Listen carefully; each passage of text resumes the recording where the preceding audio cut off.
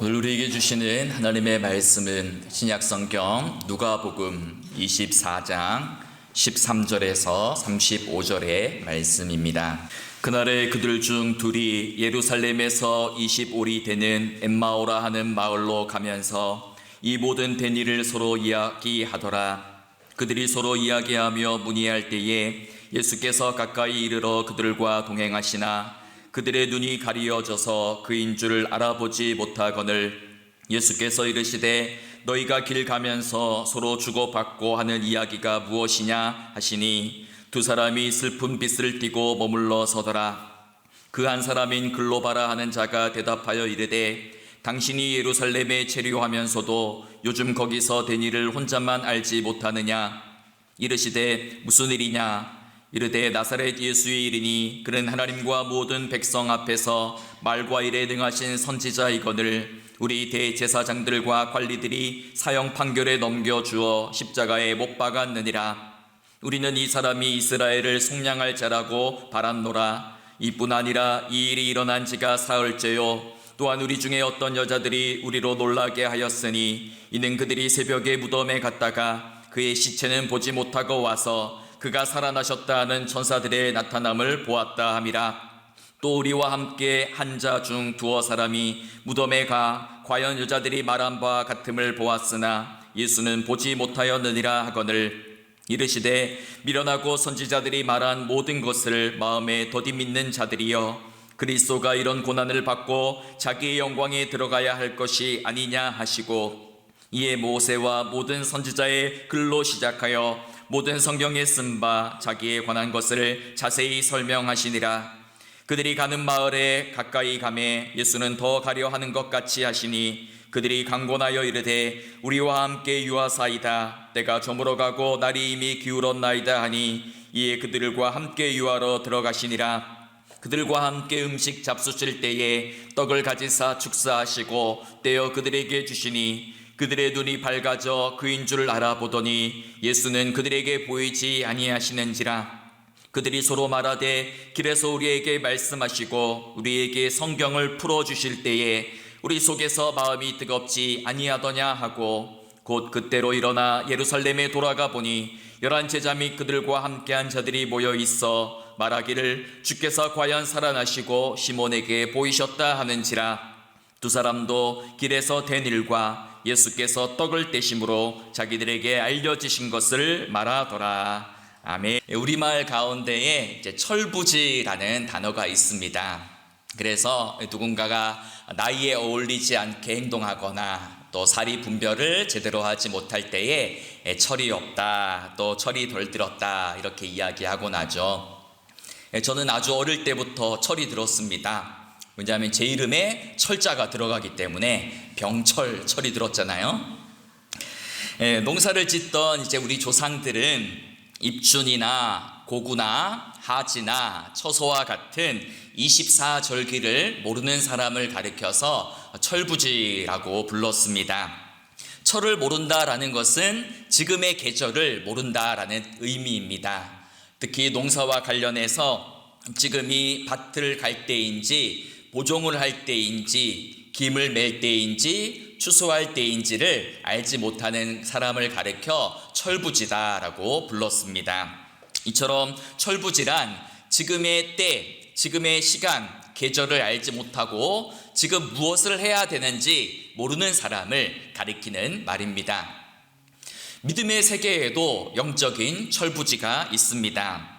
하나님의 때와 시간에는 주의를 기울이지 않고 세상의 시간 안에만 갇혀서 분주히 살아가는 사람, 매일 무엇을 먹을까 마실까 입을까의 문제로만 걱정하고 염려할 뿐 하나님의 나라와 그의 의를 구하는 일에 무심한 이들이 영적인 철부지입니다.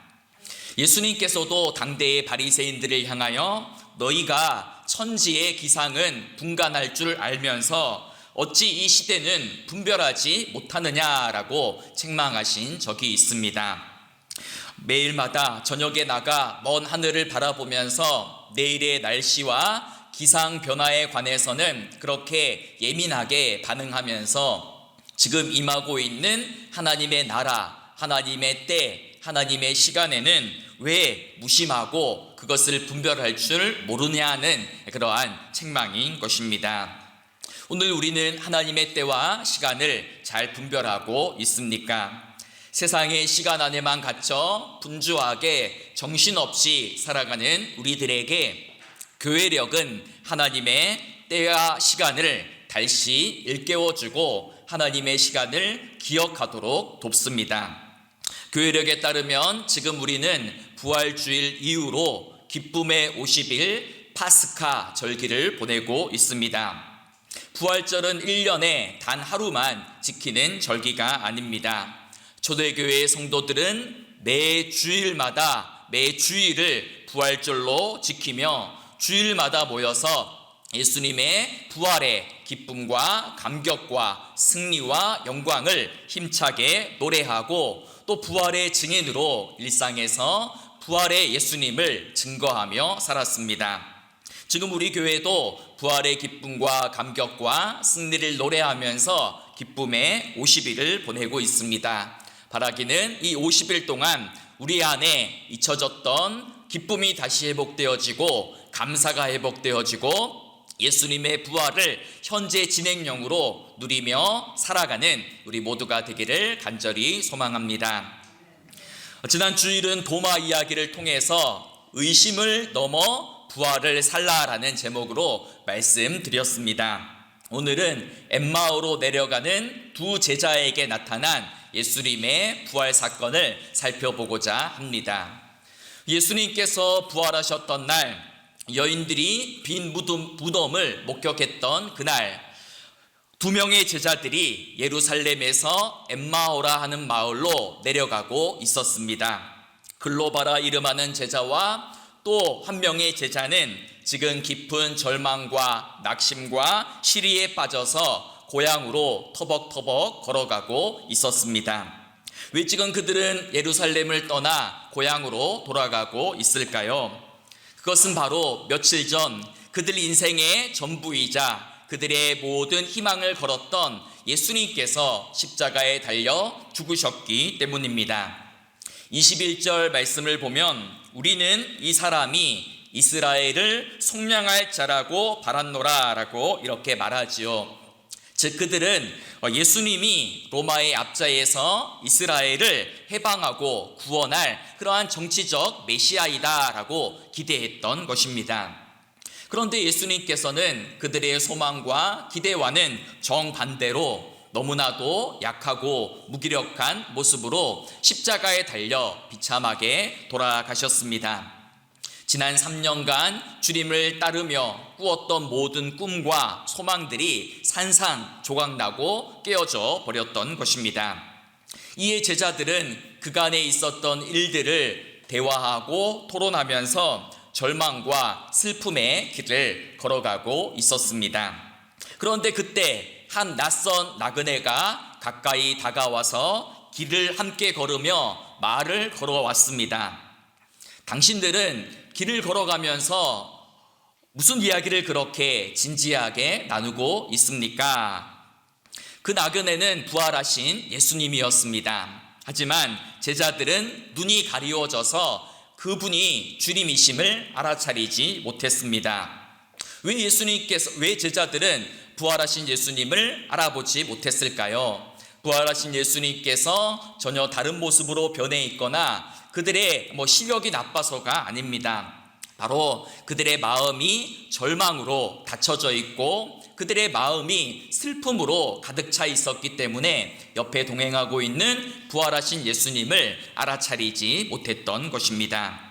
이에 제자들은 슬픈 얼굴을 하고 슬픈 표정을 띠고서 아니 당신은 예루살렘에 머물면서도 요 며칠 동안 예루살렘에서 일어난 일들을 알지 못합니까? 라고 되물으면서 나사렛 예수에 관한 이야기를 들려줍니다.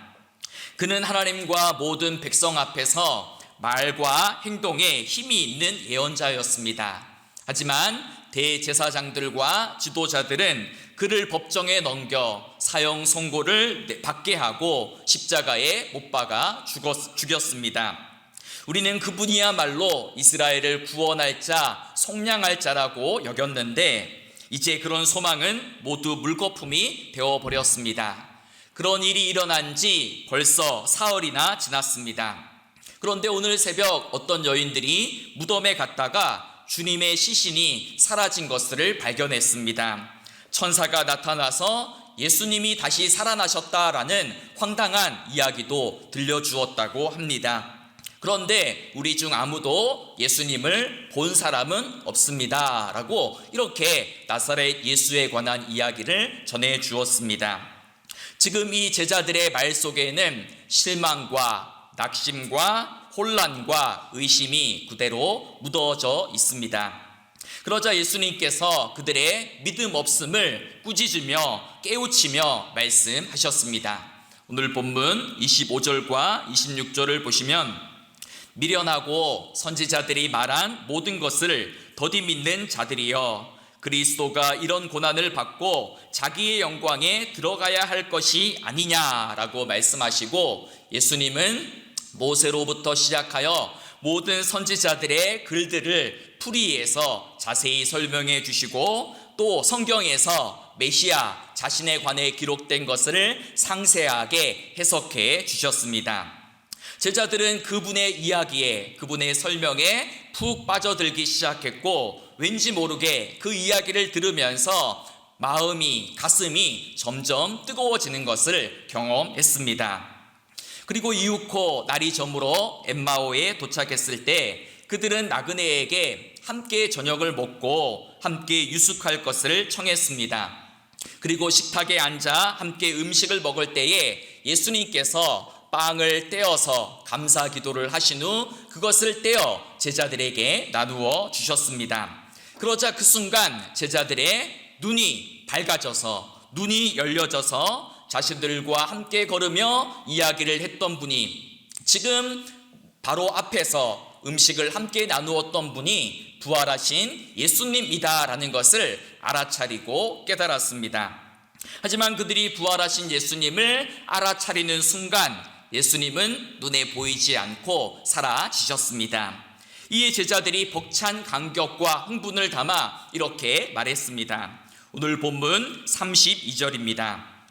그들이 서로 말하되 길에서 우리에게 말씀하시고 우리에게 성경을 풀어주실 때에 우리 속에서 마음이 뜨겁지 아니하더냐라고 말하면서 부활의 감격과 흥분을 누렸던 것입니다. 사랑하는 우리 광덕교회 성도 여러분, 오늘도 부활하신 예수님께서는 우리들의 삶의 자리로 찾아오십니다. 절망의 길을 걷고 있는 우리에게, 슬픔의 길을 걷고 있는 우리에게, 두려움의 길을 걷고 있는 우리들 곁으로 말없이 다가오셔서 우리와 함께 동행하고 계십니다. 다만 우리의 눈이 어두워 우리와 함께하고 계신 부활하신 예수님을 알아차리지 못할 뿐인 것입니다. 여러분, 오늘 본문 누가복음 24장에는 열다, 헬라어로는 디아노이고라는 표현이 3번이나 반복해서 나옵니다. 먼저 31절을 보시면 이렇게 이야기하죠. 그들의 눈이 밝아져 그인 줄 알아보더니 라고 이야기합니다. 그런데 여기서 그들의 눈이 밝아졌다라는 말의 그 원문의 어원은 열다라는 것입니다. 그들의 눈을 열어주셨다라는 그러한 의미죠. 두 번째로는 32절에 보면 길에서 우리에게 말씀하시고 우리에게 성경을 풀어주실 때라고 이야기합니다. 여기서 성경을 풀어주다라는 말의 원문도 성경을 열어주었다라는 뜻입니다. 그리고 오늘 본문은 아니지만 45절을 보면 이에 그들의 마음을 열어 성경을 깨닫게 하시고 라고 이렇게 이야기합니다. 우리말 표현은 각각 다르지만 모두 다 열어주셨다, 열어주셨다, 열어주셨다라는 표현이 3번이나 반복하고 있는 것입니다. 다시 말해 예수님께서 제자들의 눈을 열어주시고 성경을 열어주시고 마음을 열어주셨을 때에 그들이 부활하신 예수님을 만나게 되었다라는 것입니다. 여러분, 우리 역시 부활하신 주님을 만나려면 우리의 눈이 열려져야 되고 성경을 열고 마음을 열어야 됩니다. 따라서 우리는 이렇게 기도해야 될 것입니다. 하나님, 저의 어두운 눈을 열어 부활하신 예수님을 보게 해 주십시오. 하나님, 제가 하나님의 말씀을 읽을 때에, 하나님의 말씀을 들을 때에 제 마음과 가슴이 뜨거워지게 하시고 하나님께서 성경을 열어 부활하신 예수님을 만나게 해 주십시오. 그리고 나의 닫혀있는 마음을 활짝 열어 부활하신 예수님을 보게 해 주십시오 라고 기도해야 하는 것입니다. 여러분, 오늘도 부활하신 예수님은 우리들의 삶의 자리로, 내가 걷고 있는 그 길 가운데로 함께 동행하시며 말씀을 건네고 계십니다. 주님의 부활은 2000년 전 과거의 사건이다, 과거의 사건만 회상해서는 안 됩니다. 또 부활을 먼 미래의 사건으로만 미뤄서 생각해서도 안 됩니다. 온전한 부활 신앙은 지금 여기에서, 현재적 차원에서 지금 나와 함께하고 계시는 부활의 예수님을 매일마다 내 두 눈으로 만나고 경험하고 그 부활을 살아내는 것입니다. 부활하셔서 매주일마다 나와 함께 하시는 하나님, 그러하기에 우리는 매주일이 부활절이 되어야 되는 것이고 우리의 매일이 부활의 날이 되어야 되는 것입니다. 부활하셔서 지금도 나와 함께 하시고 나를 다스리시고 나의 삶을 책임져 주시는 부활의 예수님과 날마다 동행하며 걸어가는 우리 모두가 되기를 소망합니다. 여러분, 엠마오의 제자들은 부활하신 예수님을 만남으로 모든 절망이 소망으로 바뀌었습니다. 두려움이 용기로, 낙심이 기쁨으로 바뀌었습니다. 그러자 부활하신 예수님을 눈으로 본 제자들은 도저히 가만히 그 자리에 있을 수 없었습니다. 뜨거워진 마음, 벅찬 감격을 혼자서만 간직하지도 않았습니다. 이에 그들은 곧바로 일어나서 예루살렘을 향해 달려갔습니다. 오늘 본문 33절을 보면 이렇게 말하죠. 곧 그때로 일어나 예루살렘에 돌아가 보니라고 이야기합니다. 여러분, 여기서 그때는 언제일까요? 이미 벌써 해가 저물고 날이 어두워진 깜깜한 밤입니다. 내일 아침에 날이 밝으면 길을 가도 될 터인데 왜 엠마오의 제자들은 부활의 주님을 만나기 위하여 그 밤에 자리를 박차고 일어나 예루살렘을 향하여 달려가고 있을까요? 엠마오에서 예루살렘까지의 거리는 11km입니다. 두세 시간 빠른 걸음으로 가야지 도착할 수 있는 거리입니다. 그런데 엠마오의 제자들은 예수님의 기쁜 부활 소식을 전하기 위하여 그 깜깜한 밤길을 뛰다시피 예루살렘을 향하여 갔던 것입니다. 그들은 깜깜한 어둠도 무섭지 않았습니다. 피곤한 것도, 거리가 먼 것도 다 문제가 되지 않았습니다. 그들의 마음은 부활하신 예수님을 전해야겠다라는 그 뜨거운 열망으로, 그 뜨거운 감격으로 가득 찼기 때문입니다. 그래서 엠마오로 향하던 절망의 길, 그 슬픔의 길이 이제는 돌이켜 생명의 길로 바뀌고 부활의 길로 바뀌고 소망의 길로 바뀌었던 것입니다. 그러하기에 그들이 걸어갔던 그 밤은 더 이상 깜깜한 밤이 아니었고 그들이 갔던 그 길도 어둠의 길이 아니라 생명과 부활의 길, 환한 대낮과 같은 그러한 길이었을 것입니다. 예루살렘에 도착하자 거기에는 다른 제자들이 모여 있었고 그들도 모두 다 부활하신 예수님을 만났노라 이야기했습니다. 이에 엠마오의 제자들은 자기들에게도 나타나신 예수님의 부활 사건을 전하며 함께 기뻐했습니다. 여러분, 이처럼 예수님의 부활을 만난 사람, 예수님의 부활을 목격한 사람은 가만히 있을 수 없습니다.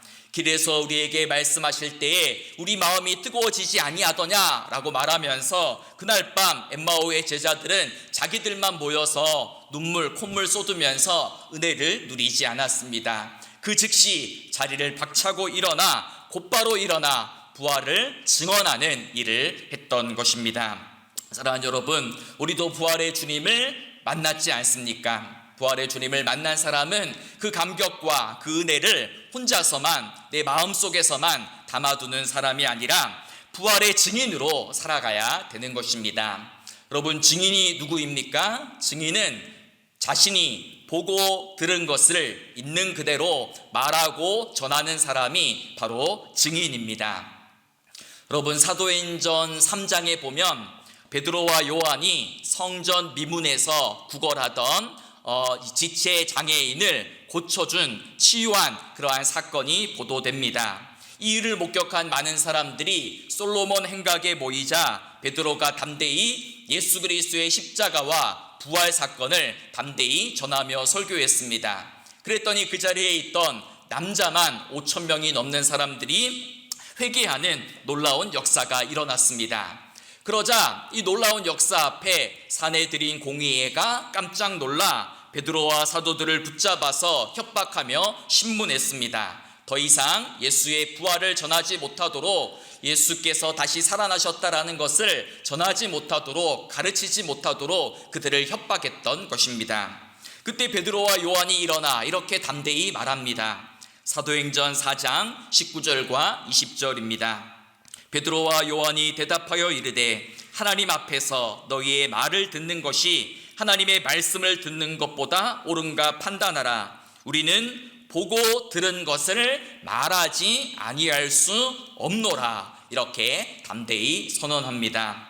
자신들을 감옥에 가둘 수도 있고 처형할 수도 있는 유대교의 최고 의결기관인 사내들이 공의회 앞에서 베드로와 요한이 이렇게 담대히 말할 수 있었던, 담대히 증거할 수 있었던 이유가 무엇이었습니까? 그것은 바로 베드로와 요한이 부활하신 예수님을 만났기 때문입니다.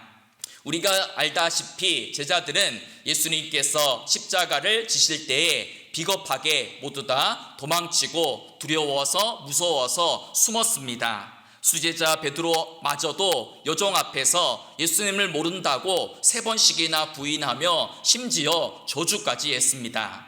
예수님께서 십자가에 달려 죽으신 이후로 제자들은 두려워서 무서워서, 자신들도 잡혀갈까 봐 무서워서 저마다 자신들의 집에 숨어서 꽁꽁 문을 닫고 숨어 있었습니다. 그런데 지금 베드로와 요한이, 제자들이 이처럼 담대하게 예수 그리스도의 십자가와 부활을 말하고 증언할 수 있었던 이유가 무엇입니까? 바로 부활하신 예수님을 직접 만났기 때문입니다. 그러하기에 그들은 그 부활의 감격, 그 부활의 은혜를 누리고 가만히 있을 수가 없었습니다. 그래서 나는 보고 들은 것을 말하지 아니할 수 없노라 고백하면서 담대하게 예수 그리스도의 십자가와 부활을 증언하는 부활의 증인으로 살았던 것입니다. 여러분, 오늘 이 베드로와 요한의 고백이 우리의 고백이 되어야 됩니다. 우리도 입을 열어서 우리의 가정에서, 우리의 삶의 자리에서, 일터에서, 직장에서 예수 그리스도의 십자가와 부활 사건을 증언하는 증인으로 살아가야 됩니다. 그런데 입을 열어서 복음을 전하는 것도 중요하지만 그보다 더 중요한 것은 우리의 이 얼굴과 우리의 삶과 일상을 통하여 예수님께서 다시 살아나셨음을, 부활하셨음을 삶으로 증언하는 것입니다. 여러분, 낯선 도시를 여행하던 어떤 사람이 주일을 맞이해서 지나가는 사람에게 요 가까운 곳에 있는 교회가 있으면 그 교회를 알려달라고 이렇게 이야기했습니다. 그러자 그 사람은 가까이 있는 교회를 알려주지 않고 저 멀리 있는 교회를 소개시켜 주었습니다. 아니, 여기 근방에도 교회가 있을 텐데 왜 그렇게 멀리 떨어진 교회를 소개해 주십니까? 라고 묻자 그 사람이 이렇게 답했다라는 것입니다. 예배 드리고 나오는 사람들의 표정을 보면 그 교회 사람들의 표정이 밝고 환하고 정말 살아있기 때문입니다. 나는 비록 교회를 다니지는 않지만 그 교회가 진짜 교회인 것 같아서 그 교회를 소개해 주었습니다 라고 이야기했다라는 것입니다. 여러분, 예수님의 부활을 목격하고 경험하고 만난 사람은 기쁨의 사람, 희망의 사람, 소망의 사람이 되어야 됩니다. 그는 어떠한 환경에 처하든지 어떠한 어려운 일을 만나든지 늘 슬픈 표정을 짓고 낙심한 얼굴로 세상의 모든 걱정, 근심을 다 짊어진 얼굴로 살아가는 것이 아니라 부활을 만난 자답게 생명과 소망을 아는 자답게 환한 얼굴로, 기쁨의 얼굴로, 희망의 얼굴로 살아가야 되는 것입니다.